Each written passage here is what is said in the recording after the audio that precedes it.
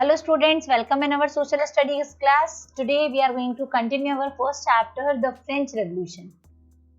So let's move to the chapter. So students, हमने पहले बहुत सारी चीजें डिस्कस की. हमने कहानी सुनी किंग लुइस 16 की कि किस तरीके से उसके शासन में कैसे अनसर्टेन सिचुएशंस हुई, किस तरीके से बेस्टाइल फोर्ट को आग लगा दी गई, कैसे पीपल्स मिलिटिया बन गया, फिर कैसे उसका जो सारा सिस्टम था वो चेंज होकर के रिप्रेजेंटेटिव मोनार्की में कन्वर्ट हो गया. अब जरा हम थोड़ा इस कहानी को और आगे बढ़ाते हैं. तो स्टार्ट करते हैं आज की कहानी. The situation in France continued to be tense during the following years. जब सारा सिस्टम चेंज हुआ तो जो सिचुएशन थी फ्रांस की वो कुछ सालों तक काफी ज्यादा टेंशनाइज्ड वाली थी. Although King Louis 16 had signed the constitution, हालांकि किंग लुइस 16 ने कॉन्स्टिट्यूशन पर हस्ताक्षर कर दिए थे, उसने साइन कर दिया था कॉन्स्टिट्यूशन को. He entered into secret negotiation with the king of Prussia, लेकिन साथ ही उसने एक सीक्रेट नेगोशिएशन को साइन किया था प्रूशिया के राजा के साथ मिलकर के. Rulers of other neighbouring countries to were worried by the development in France and made plans to send troops to put down the events that had been taking place there since the summer of 1789. तो development जो कुछ हो रहा था France में, constitutional development, इससे आसपास के जो नेशंस थे, फ्रांस के जो पड़ोसी देश थे, वो भी काफी टेंशन में थे क्योंकि हर जगह मोनार्की शासन था और उन्हें लगता था कि अगर ऐसे ही सिस्टम हमारे देश में इंट्रोड्यूस हो गए तो हमें भी इसी तरीके के रिवोल्यूशंस का सामना करना पड़ेगा. तो उन्होंने इसके लिए डिसाइड कर लिया, प्लान बनाने शुरू किए कि इस तरीके के डेवलपमेंट को रोकना होगा और इसके लिए हमें अपनी ट्रूप को भेजना चाहिए. So before this could happen the national assembly voted in April 1792. लेकिन ये सब कुछ होता उससे पहले ही नेशनल असेंबली में वोट हो गए थे और समय था अप्रैल का 1792 का, to declare war against Prussia and Austria. इसका मतलब क्या हुआ कि कॉन्स्टिट्यूशन जो था, नेशनल असेंबली जो थी, उसने ही आपस में वोट करवाए और डिसाइड कर लिया कि अदर नेबरिंग कंट्री हमारे ऊपर अटैक करे उससे पहले ही हम किस पर अटैक कर देते हैं, उन नेबरिंग कंट्रीज पर. और इनमें से जो नेबरिंग कंट्रीज थी वो थी प्रूशिया और ऑस्ट्रिया. थाउजेंड्स of volunteers thronged from the provinces to join the army. उस समय हजारों वॉलंटियर्स को शामिल किया आर्मी ज्वाइन करने के लिए. They saw this a war of the people against kings and aristocracies all over Europe. और लोगों ने इसलिए भी शामिल हुए, लोग इसलिए भी इसमें इंक्लूड हो गए क्योंकि उन्हें लगता था ये जो जंग है ये लोगों की जंग है, राजा और उसके जो क्रूर शासन है उसके प्रति. So among the patriotic songs they sang was the Marseillaise. उन्होंने एक सॉन्ग गाया जिसे पेट्रियोटिक सॉन्ग कहते हैं, देशभक्ति गाना, और वो गाना था मर्सिलीज. कंपोज किसने किया था? Compose by poet Rouget de Lisle. It was सung for the first time by volunteers from Marseille as they marched into Paris and so got its name. पहली बार ये गाना उन वॉलंटियर्स के द्वारा गाया गया था जो मर्सिलीज से मार्च करके पेरिस में एंटर कर रहे थे. तो क्योंकि वो मर्सिलीज से आए थे इसीलिए इस पेट्रियोटिक सॉन्ग का जो नाम है, टाइटल जो है, वो मर्सिलीज ही रख दिया गया. The Marseillaise is now the national anthem of France. और आज वही मर्सिलीज जो है वो फ्रांस का national anthem. The revolutionary wars brought losses and economic difficulties. बेटा, जैसा हमेशा होता है कि वॉर्स जो हैं वो प्रॉब्लम क्रिएट करती हैं, तो ये जो रेवोल्यूशनरीज वॉर्स थी इन्होंने भी काफी लॉस किया, इकोनॉमिक डिफिकल्टीज क्रिएट की लोगों की लाइफ में. While the men were away fighting at front, women were left to cope with the task of earning a living and looking after their families. जब घर के पुरुष युद्ध में शामिल होने चले गए उस समय घर की महिलाओं के ऊपर सारी रिस्पॉन्सिबिलिटी आ गई. उन्हें अब अर्निंग भी करना था अपने सर्वाइवल के लिए और अपनी फैमिली का भी ध्यान रखना. Large section of population were convinced that the revolution had to carry it further as the Constitution of 1791 gave political rights only to the richer sections of society. बहुत सारा जो सेक्शन था पॉपुलेशन का वो कन्विंस करना चाहता था इस रेवोल्यूशन के थ्रू कि अभी तक सोसाइटी के सिर्फ रिचर सेक्शन को पॉलिटिकल राइट्स हैं, जो कि इक्वली डिस्ट्रीब्यूट होने चाहिए। तो political clubs became an important rallying point for people who wish to discuss government policies and plans their own forms of action. The most successful of these clubs was that of the Jacobins. तो इन सब से related क्या होता था, अब लोग gathering करने लगे थे और गवर्नमेंट से रिलेटेड बातें करने लगे थे, और सबका रैलिंग पॉइंट जो होता था जिसमें आमतौर पर गवर्नमेंट पॉलिसीज प्लान्स ये सब डिस्कस किए जाते थे, वो एक ग्रुप हुआ करता था। और इन्हीं में से एक सक्सेसफुल ग्रुप था, एक सक्सेसफुल क्लब था Jacobin club, which got its name from the former convent of Saint Jacob in Paris। और इस जैकोबिन क्लब को नाम मिला था वहां के एक बहुत बड़े कॉन्वेंट को, सेंट जैकब को, जो कि पेरिस में काफी फेमस थे। और ये वो समय है फ्रांस का जब सिर्फ मेल्स मेंबर ही नहीं, females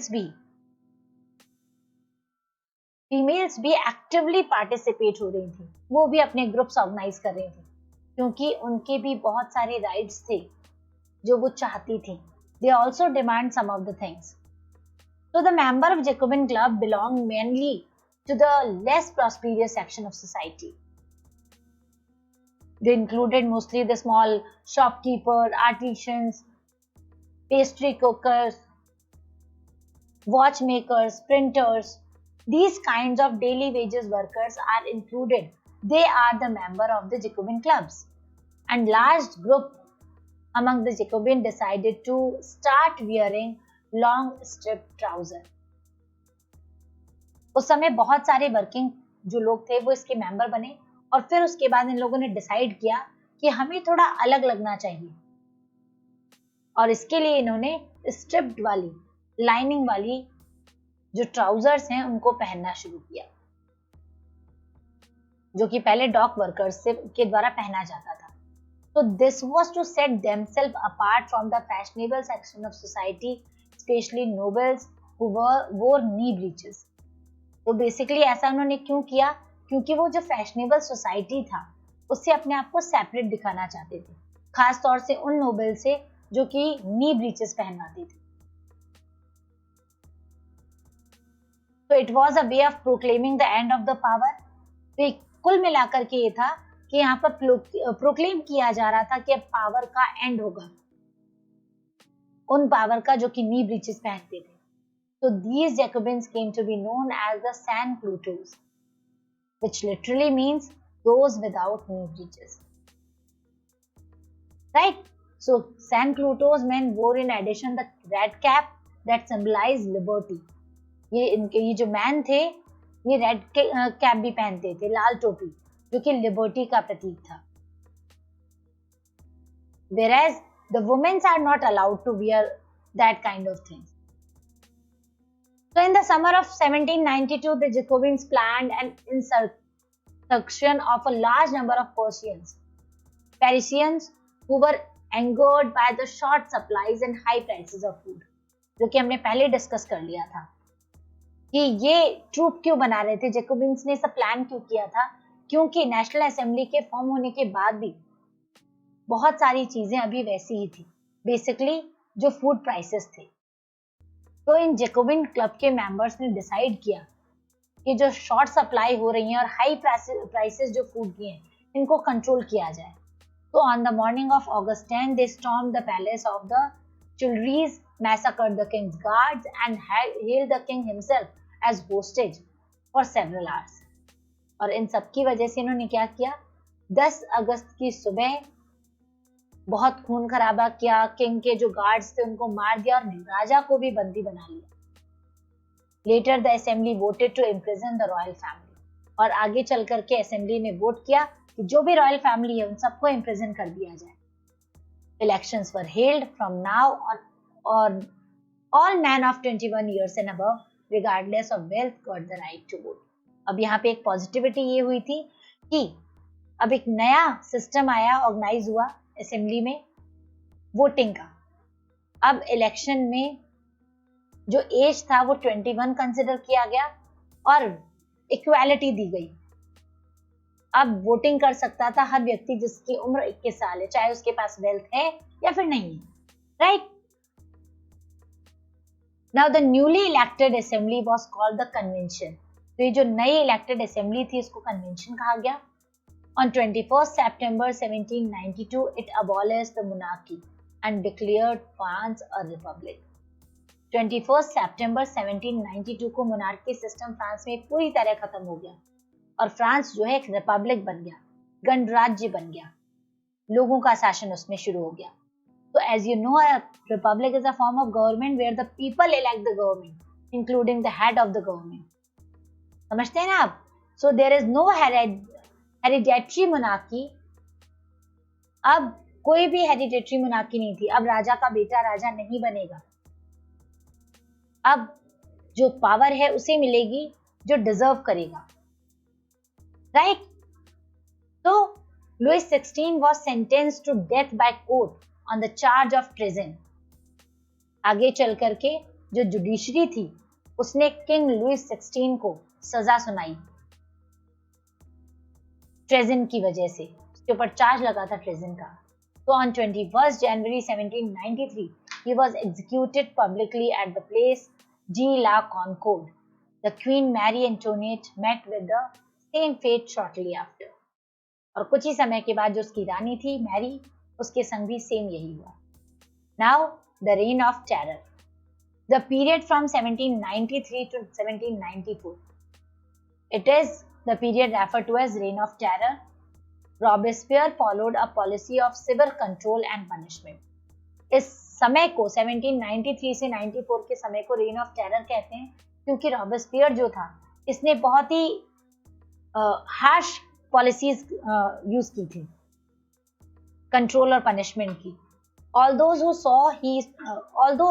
whom he saw as being enemies of the republic, like ex-nobles, clergy, members of other political parties, and even members of his own party who did not agree with his methods were arrested, imprisoned, and then tried to by revolutionary tribunal. क्या था, क्यों था ये rain of terror? क्योंकि Robespierre ने चाहे जो भी हो जो इसके शासन के खिलाफ था, चाहे वो क्लर्गी हो, नोबिलिटी हो या इसके अपने पार्टी के मेंबर्स हों, उन सबके लिए एक अलग तरीके की सजा निर्धारित की थी। इसने अरेस्ट करता था, इम्प्रिजन करता था और इवन रिवोल्यूशनरी ट्रिब्यूनल पे भी डाल देता था। And if the court found them guilty they were guillotined. और अगर कोर्ट में प्रूफ हो जाता था कि ये व्यक्ति वास्तव में दोषी है तो उसे गुलिटॉइन किया जाता था। गुलिटॉइन एक तरीके की डिवाइस होती है जिसमें दो पोल के बीच में ब्लेड्स लगी होती है और जिसको सजा मिलती है गुलिटॉइन होने की, उसका सिर उस ब्लेड के ऊपर रखा जाता है, ऊपर से दूसरी ब्लेड सिर को काट देती है, इस तरीके का। अब क्योंकि इस डिवाइस को इन्वेंट करने का श्रेय डॉक्टर गुलिटॉइन को जाता है तो इसीलिए इस डिवाइस का नाम ही उनके नाम पे रख दिया गया। Robespierre's government issued laws placing a maximum ceiling on wages and prices. Meat and bread were rationed. Peasants were forced to transport their grain. बेटा ऐसा नहीं था कि रॉबेस्पियर जो है वो टोटली बहुत ही बैड ह्यूमन था और उसने सारी पॉलिसीज बहुत ही ज्यादा हार्श और ह्यूमिलेटेड बनाई थी। उसने कुछ अच्छे काम भी किए थे। रॉबेस्पियर की गवर्नमेंट ने लॉज बनाए थे मैक्सिमम सीलिंग वेजेस के, प्राइसेस के। मीट और ब्रेड जो था, जो कि स्टेपल डाइट था उस समय फ्रांस का, उसे राशन किया गया था, राशनिंग की गई उसकी। Peasants were forced to transport their grain to the cities. और इसके लिए जो पीजेंट्स थे, व्यापारी लोग जो थे, उनको बेसिकली अपने ग्रेन्स को, फार्मर्स को प्रेशराइज किया गया कि वो अपना ग्रेन जो है वो फिक्स प्राइसेस पर गवर्नमेंट को भेजे। तो the use of more expensive white floor was forbidden. साथ ही जो एक्सपेंसिव व्हाइट फ्लोर था उसका यूज फॉरबिडन किया गया। And all citizens were required to eat the pain d'egalite. It means d'egalite. Pain d'egalite means equality bread, a loaf made of whole wheat. जो whole wheat से बना हुआ लूफ होता है, जो ब्रेड होता है, उसको यूज करना कंपल्सरी किया गया। So equality was also sought to be practiced through forms of speech सिर्फ खान पान में ही नहीं समानता बल्कि स्पीचेस में भी समानता रखी गई. Now instead of tradition moniser, sir and madam, all French men and women were henceforth citoyen and citoyenne. पहले जो सर और मैम इन शब्दों का इस्तेमाल किया जाता था एड्रेस करने के लिए, अब सिटॉइन और सिटॉइनी सिटीजन का यूज किया जाता था. Churches were shut down and their buildings converted into barracks और ऑफिसेज. चर्च जिनका बहुत ही हायर पोजीशन हुआ करता था उनको शट डाउन कर दिया गया और उनकी जगह पे बैरक्स ऑफिसेज बना दिए गए. Robespierre pursued his policies so relentlessly that even his supporters began to demand moderation. क्योंकि रॉबेस्पियर जो था वो बहुत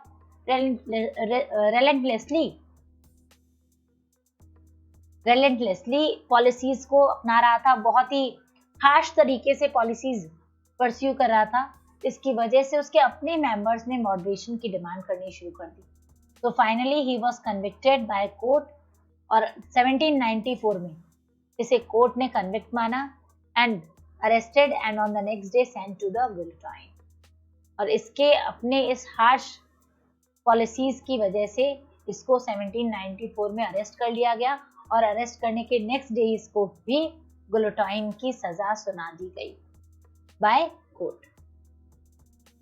now a directory rules France. The fall of the Jacobian government allowed the wealthier middle classes to seize power. जैसे ही Jacobian government का fall हुआ, खत्म हुई, वेल्थियर मिडिल क्लास जो थे उन्हें पावर सीजिंग का राइट मिल गया एक तरह से. A new constitution was introduced which denied the vote to non-proprietary section of society. एक नया कॉन्स्टिट्यूशन बनाया गया और इस कॉन्स्टिट्यूशन ने एक नया सिस्टम बनाया जिसमें अभी जो 21 से अबव वालों को इक्वल वोटिंग राइट मिला था वो वापस ले लिया गया. जो भी नॉन प्रॉपर्टाइड थे उनसे वोटिंग के राइट छीन लिए गए. And it provided for 2 elected legislative council. These then appointed a directory और उसके बाद एक डायरेक्टरी अपॉइंट की गई. An executive made up of 5 members and this was meant as a safeguard against the concentration of power in a one man executive as under the Jacobins. ऐसा सब इसलिए किया गया ताकि वो जो वन मैन एग्जीक्यूटिव वाली जो पावर थी वो ना मिले. So however, the directors often clashed with the legislative councils who then sought to dismiss them. तो डायरेक्टर्स जो थे उनको भी क्लैश किया जा सकता था लेजिस्लेटिव काउंसिल के द्वारा. The political instability of the directory paved the way for the rise of a military dictator. लेकिन अब यहाँ क्या हुआ, यहाँ पर जैकोबिन गवर्नमेंट खत्म हो गया, डायरेक्टरी रूल बनाया गया, सबके अंदर आपस में कनेक्टिविटी नहीं थी. तो इन सबसे एक पॉलिटिकल इनस्टेबिलिटी आ गई फ्रांस में और इसने एक मिलिट्री डिक्टेटर नेपोलियन बोनापार्ट को मौका दे दिया अपनी शासन, अपनी व्यवस्था बनाने का. तो through all these changes in the form of government, the ideals of freedom, equality before law, fraternity remain inspiring ideals that motivated political movements in France and the rest of Europe during the following century. लेकिन overall तरीके से अगर हम देखें तो ये जो changes अकर हुए थे इन्होंने कुछ नए कॉन्सेप्ट सामने रखे सबके और वो कॉन्सेप्ट थे ideals of freedom, equality before law, fraternity and ऐसे आइडियाज जो थे अब धीरे धीरे चारों तरफ फैलने लगे. Now did women have a revolution? क्या वुमेन्स ने भी रिवॉल्यूशन किया? क्या उन्होंने भी क्रांति की? तो let us discuss something about the women's. From the very beginning, women were active participants in the events which brought about so many important changes in the French society. अगर हम स्टार्टिंग से देखें तो वुमेन्स जो है हमेशा से ही active participants रही और पूरी कोशिश की इन्होंने फ्रेंच सोसाइटी में चेंजेस लाने की. They hoped that their involvement would pressurize the revolutionary government to introduce measures to improve their lives also. क्योंकि उस समय फ्रांस में महिलाओं की भी स्थिति ज्यादा अच्छी नहीं थी, तो वो इस आशा से इन्वॉल्वमेंट रख रही थी कि जो रिवोल्यूशनरी गवर्नमेंट है ये कुछ ऐसे मेजर्स इंट्रोड्यूस करेगी जिससे महिलाओं की लाइफ में चेंजेस आएगा. तो most women of the third estate had to work for a living. They worked as seamstresses और laundresses sold flowers, fruits and vegetables. ज्यादातर जो वुमेन्स थी थर्ड एस्टेट की वो वर्किंग थी और डिफरेंट डिफरेंट तरीके के वर्क करती थी. Most women did not have access to education और जॉब ट्रेनिंग, लेकिन कमी ये थी कि ज्यादातर महिलाएं एजुकेटेड नहीं थी और ना उन्होंने कोई बढ़िया जॉब ट्रेनिंग ले रखी थी, क्योंकि फ्रांस सोसाइटी में उस समय सिर्फ जो डॉटर्स होती थी, only the daughters of nobles और wealthier members of the third estate could study at a convent, after which their families arrange a marriage for them. Normally होता क्या था फ्रांस में, सिर्फ नोबल जो फैमिलीज थी उनकी डॉटर्स पढ़ा करती थी और उसके बाद में उनकी शादी कर दी जाती थी. Working women had also to care of their families, that is cook, fetch water, queue up. और उस समय भी यही होता था कि वर्किंग वुमेन्स जो थी वो बाहर तो काम करती थी, अर्निंग तो करती थी, साथ में उन्हें अपने घर के डोमेस्टिक चोर्स भी करने पड़ते थे. And their wages are also lower than men. So in order to discuss and voice their interest, women started their own political clubs and newspapers. अब क्योंकि वुमेन्स चाहती थी कि उनके इंटरेस्ट को भी सुना जाए, उनकी पोजीशन को भी सिक्योर किया जाए, तो वुमेन्स ने भी अपने क्लब्स बनाने शुरू किए और अपने न्यूज़पेपर पब्लिश करने शुरू किए. About 60 women's club came up in different French cities. उस समय अलग अलग फ्रेंच सिटीज से लगभग 60 वुमेन क्लब सामने आए. The Society of Revolutionary and Republican Women was the most famous of them. और इनमें से दो बहुत फेमस रहे, Society of Revolutionary and Republican Women. One of their main demand was that women enjoy the same political rights as men. और एक demand बहुत ही common थी सबकी कि वुमेन्स भी सेम पॉलिटिकल राइट्स एंजॉय करना चाहती थी. Women were disappointed that the constitution of 1790. साथ ही वुमेन्स काफी डिसअपॉइंट हुई जब रेवोल्यूशनरी गवर्नमेंट बनी, तो उन्होंने जो कॉन्स्टिट्यूशन बनाया उसमें वुमेन्स को पैसिव सिटीजन डिक्लेयर किया गया और इस बात से वुमेन्स को काफी बुरा लगा. तो they demanded the right to vote. उन्होंने फिर अपने लिए राइट टू वोट की डिमांड की. Right? So in the early years, the revolutionary government did not introduce laws that help improve the lives of women. Together with the creation of state schools, schooling was made compulsory for all girls.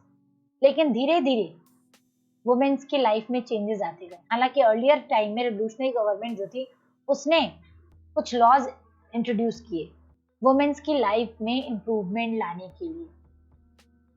Basically schools खोले गए, girls के लिए schooling compulsory कर दी गई.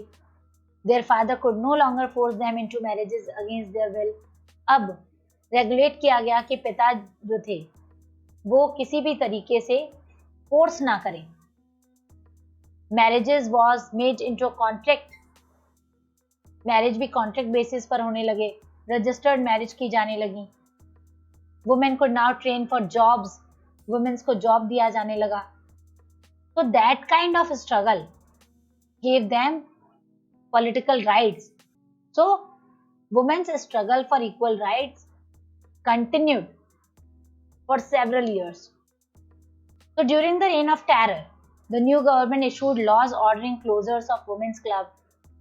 जब reign of terror वाला समय था, उस समय गवर्नमेंट ने ये जो पॉलिटिकल सिचुएशंस बन रही थी वुमेन्स क्लब की, इन पर बैन लगा दिया. वुमेन्स का जो मूवमेंट था वोटिंग राइट्स के लिए फिर भी कंटिन्यू रहा. और आपको पता है अगले 200 सालों तक वुमेन्स ने अपने राइट के लिए रिवोल्यूशन किया. And then the fight for the vote was carried out through an international suffrage movement during the late 19th and the early 20th century. And the example of political activities of French women during the revolutionary years was kept alive as an inspiring memory. And it was finally in 1946 that women in France won the right to vote. आपको पता है 200 साल के लंबे परिश्रम के बाद में लास्ट में जाकर के 1946 में फ्रांस की वुमेन्स को वोटिंग राइट मिले. काफी लंबे स्ट्रगल के बाद. Right? That kind of long struggle provide the women's equal right as similar as man. Hope you understand today's topic well. Thank you and have a nice day.